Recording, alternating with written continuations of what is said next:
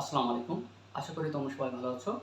আজকে আমরা শিখব দশমিক সংখ্যা থেকে বাইনারি, অক্টাল এবং হেক্সাডেসিমাল সংখ্যায় রূপান্তর করার পদ্ধতি। তো দেখো, দশমিক সংখ্যা থেকে বাইনারি, অক্টাল এবং হেক্সাডেসিমাল সংখ্যায় রূপান্তর করতে গেলে আমাদের এই একটি নিয়ম জানা থাকলেই আমরা খুব সহজেই এই সংখ্যা পদ্ধতিতে রূপান্তর করতে পারবো। তো দশমিক সংখ্যাকে বেস বা ভিত্তি দিয়ে ভাগ অথবা গুণ করতে হবে। তো দেখো, এখানে আমি একটি দশমিক সংখ্যা লিখছি। এই দশমিক সংখ্যাকে আমরা বাইনারিতে রূপান্তর করব প্রথমে। তো দেখো, 27.125। দেখো, এই সংখ্যাকে বেস দিয়ে, এখন কোন বেস দিয়ে, যদি আমাদের প্রশ্নে উল্লেখ থাকে যে দশমিক সংখ্যা থেকে বাইনারিতে রূপান্তর করো, তা আমরা জানি বাইনারির বেস হচ্ছে 2। তো আমরা 2 দিয়ে এই পূর্ণ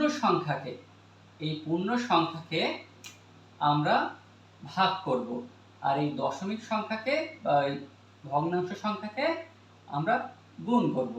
তো দেখো, আমি প্রথমে এই 27কে ভাগ করছি 2 দিয়ে, যেহেতু আমাদের বাইনারিতে রূপান্তর করতে হবে, এই কারণে আমি বাইনারির বেস 2 দিয়ে এই 27কে ভাগ করতেছি। তো দেখো, 2 দিয়ে 27কে ভাগ করলে কত হয়? 13 দুগুণে 26। দেখো,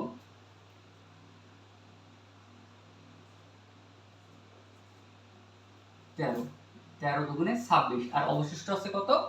1। 26 আর 1 27। এখন দেখো, 2 13 এর ভিতর কয়বার যায়? তুমি যদি এইরকম ভাগ করতে না পারো, তুমি আলাদা জায়গায় ভাগ করে নেবে। 2 দিয়ে 27 কে ভাগ করবে, 3 4 এর অঙ্ক।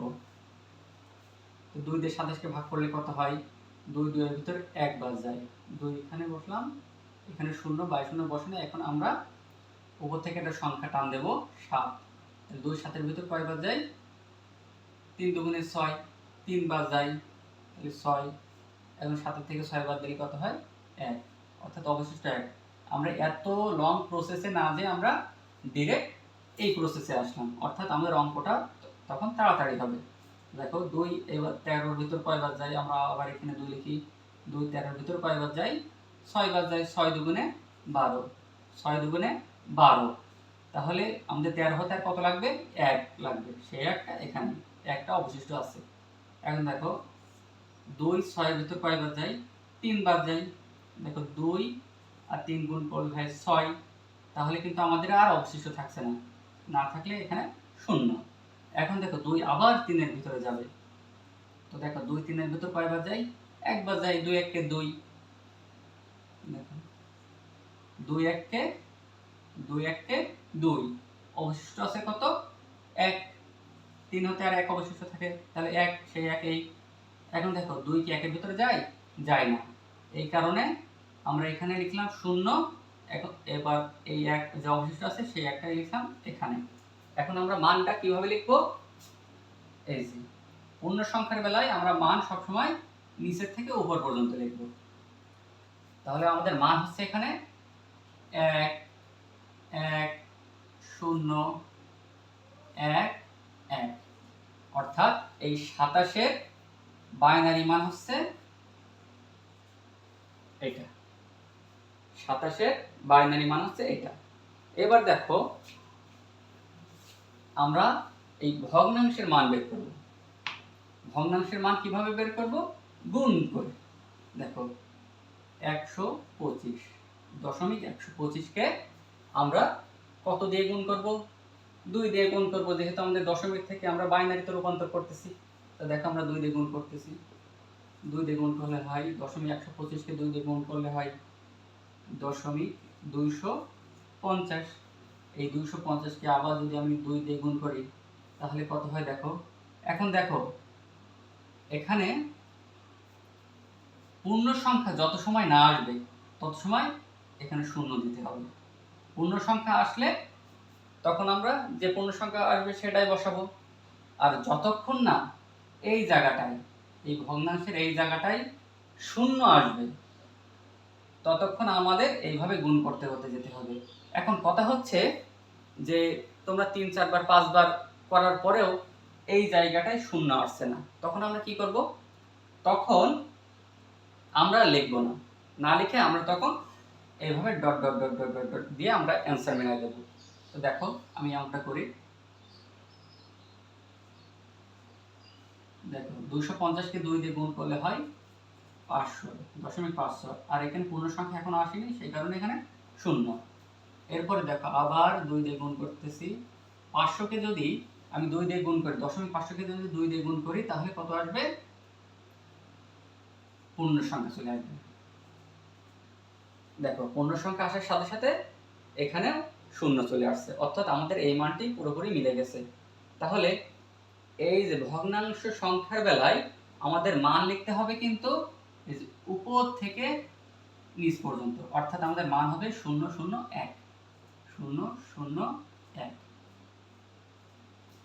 অর্থাৎ আমাদের টোটাল মান আসবে 27.125 এর মান হবে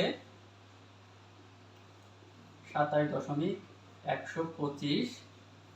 এটা দশমিক সংখ্যা থেকে আমাদের মান হবে, এই দেখো 11011 11011 দশমিক এখানে 001 001, এটাই হচ্ছে এটার বাইনারি মান। তো তোমরা এইভাবে করতে পারলে তোমরা খুব সহজে এটি বুঝতে পারবে, জানতে পারবে। তো দেখো এরপরে দশমিক সংখ্যা থেকে যদি আমরা অক্টালে নির্ণয় করতে যাই, একই প্রসেস, শুধু মাত্র হচ্ছে এই বেজের জায়গায় আমাদের পরিবর্তন আসবে। তো দেখো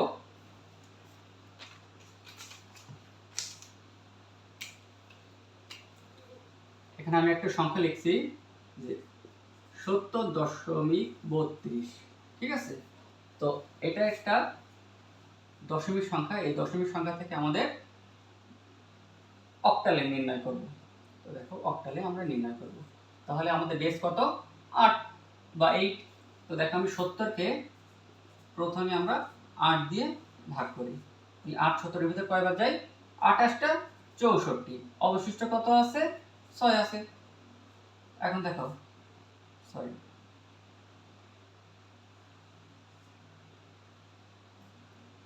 28টা 64, আর অবশিষ্ট কত আছে? 6 আছে। এখন দেখো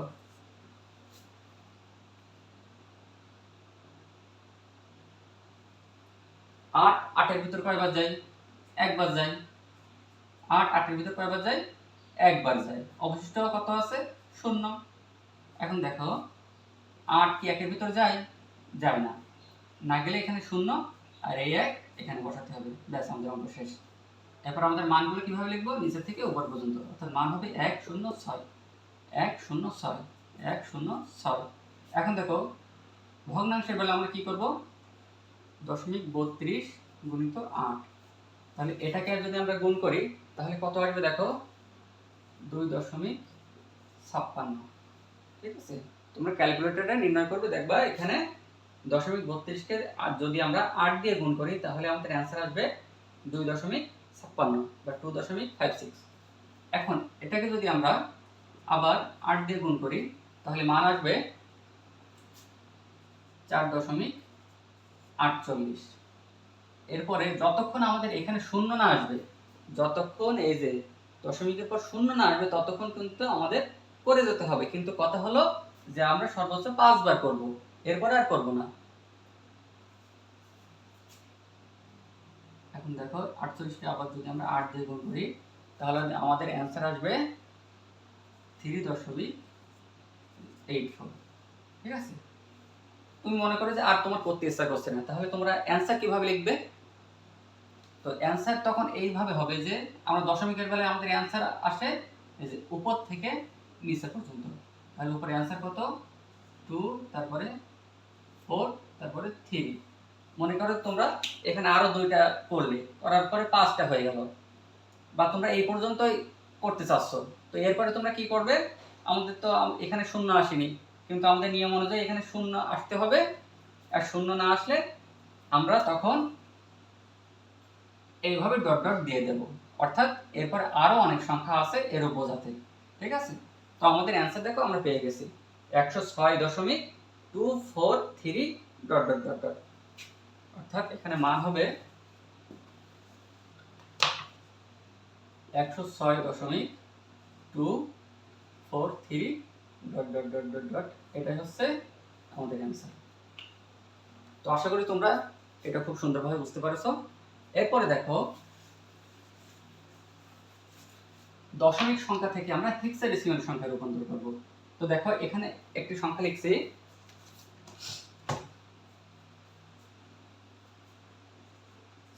সরি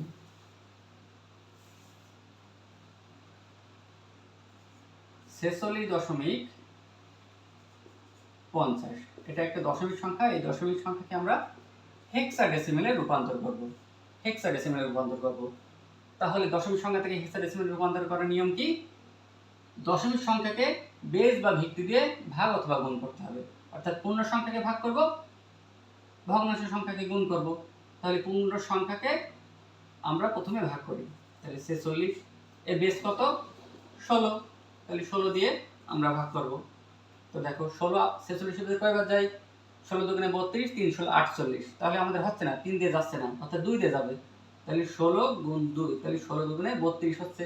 অবশিষ্ট কত আছে? 32 এর পর 46 সাথে অবশিষ্ট কত আছে? 14 আছে। এই 14 এখানে লিখলাম। এখন দেখো আমরা আবার এটাকে ভাগ করব। তো 16 2 এর ভিতরে যায় না, তাই 0। আর এই 2 অবশিষ্ট 2, অর্থাৎ আমাদের মান কিন্তু 2 আর 14।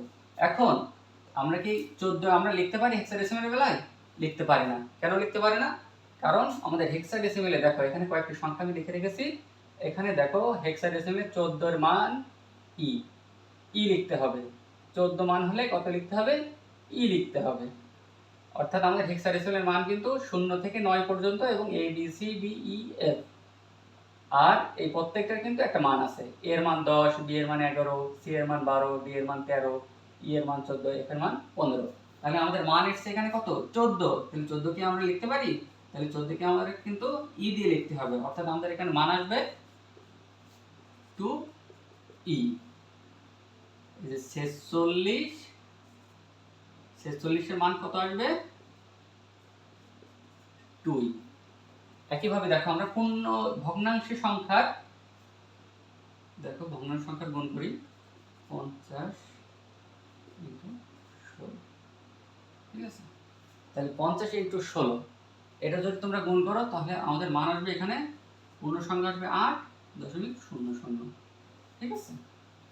তো আমরা কিন্তু এখানেই 00 পেয়ে গেলাম, এখানেই 0 পেয়ে গেলাম ভগ্নাংশের বেলায়। ঠিক আছে? অর্থাৎ আমাদের কিন্তু আর করা লাগবে না। ঠিক আছে? এটাই আমাদের মান, এইটা হচ্ছে আমাদের মান। তো দেখো এই যে 0.50 এর হেক্সাডেসিমাল কত হয়? এই যে 8। 0.50 বাইনারি মানের দশমিক মানের হেক্সাডেসিমাল মান হচ্ছে 8। এটা হচ্ছে অ্যানসার। অর্থাৎ এখানে ফুল অ্যানসার কত হবে? এখানে ফুল অ্যানসার হবে এই যে দেখো 2e 2e.8। এটা হচ্ছে হেক্সাডেসিমাল রূপান্তর করার নিয়ম। তো আশা করি তোমরা এই ক্লাসটি করলে তোমরা দশমিক সংখ্যা থেকে বাইনারি, অক্টাল এবং হেক্সাডেসিমাল সংখ্যা খুব সুন্দর করে নির্ণয় করতে পারবে। তো আজকের ক্লাসটা এই পর্যন্তই। আল্লাহ হাফেজ।